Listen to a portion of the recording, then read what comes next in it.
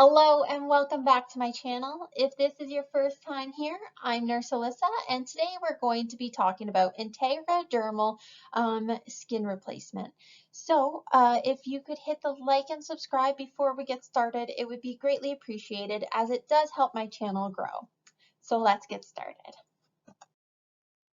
So Integra is a layer membrane used for skin replacement. The base layer is composed of a bovine tendon collagen, and the outer layer acts as an epidermal substitute, which is made from a thin layer of silicone, which actually helps control the moisture loss from the wound bed, and it also acts as a bacterial barrier. Indications for use. So we're going to use this to provide coverage over full thickness deficits. This can be exposed tissue or bone associated with skin burns, trauma, cancer, or chronic wounds. Or when an autograft isn't available. Some precautions is that it hasn't been trialed in pregnant women, and it should only be used if the benefits clearly outweigh the risks. Clinical infection must be treated first before using this product. Minimize or prevent pressure or shear force because it can cause dislodgement of this product. You need to avoid any moisture. Common complications can include fluid accumulating beneath the silicone layer, infections, or it separates prematurely from the actual skin.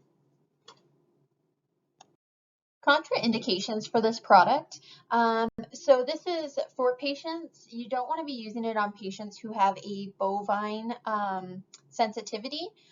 Or in some cultures, bovine, they're not allowed to have that. So you do want to inform your patient that it is a bovine component to it. And we can't use this with Dankin solutions or petroleum-based products.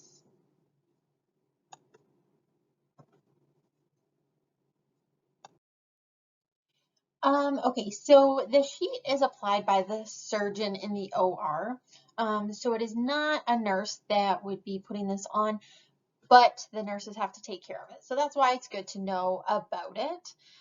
So it is put in and it is sutured or stapled in, and it usually stays in place for 14 to 21 days.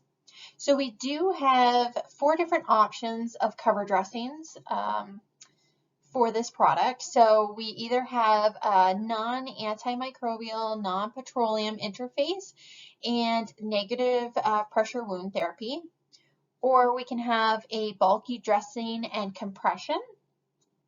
We can have an antimicrobial with a bulky dressing and compression. Or number 4, we can have an antimicrobial interface and negative pressure wound therapy. So we have those 4 options as seen right here that I just discussed. Those 4 options, you have to use one of those options to cover this product. So to take care of this, you want to make sure that you're following the surgeon's orders, first off. Now, if you have a fluid accumulation, you can remove it using an 18 or 20 gauge needle. And then you're just going to wick away using a cotton tip applicator any extra fluid after you've used the needle to aspirate it. Now, if there is a hematoma, if it is still in a fluid state, you can use the 18 to 20 gauge needle once again. But if it's no longer in a fluid-like state, you're going to have conservative sharp debridement. Sometimes it becomes infected and the product will actually turn yellow, green, black, brown, and may have an odor to it. So once again, we're going to get rid of the purulent drainage with an 18 to 20 gauge needle, and then the patient's going to have to be treated with a topical antimicrobial dressing.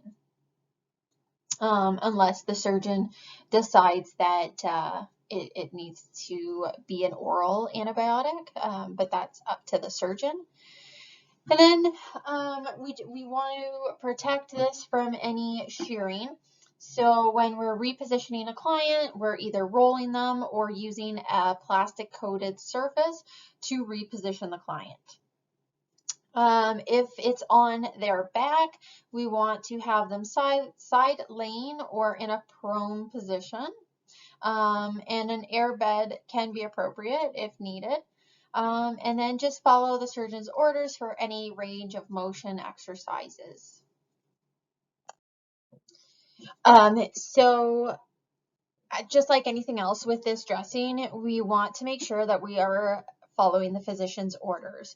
So physician's orders are required for negative pressure wound therapy, for the pressure and the therapy settings. They have to determine what is being used.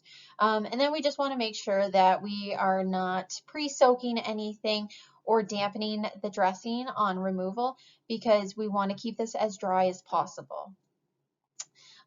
Physician's orders are also required for just the conventional dressings. They need to let you know about the contact layer, the gauze dressing, the pad layers, the type of compression, all that. And it's normally changed 2 to 3 times a week. And once again, we are not using normal saline to dampen the dressing for removal. And cleansing can cause shearing of the Integra, so we got to be super, super careful with this product. The expected outcome of using this product is that a new dermal layer is going to regenerate within about 14 to 21 days, and then the client's going to return to the OR for autografting, which is the second step in the process. That's all I have for this video. I hope it does help you in your clinical practice, and I will catch you in my next video. See you guys.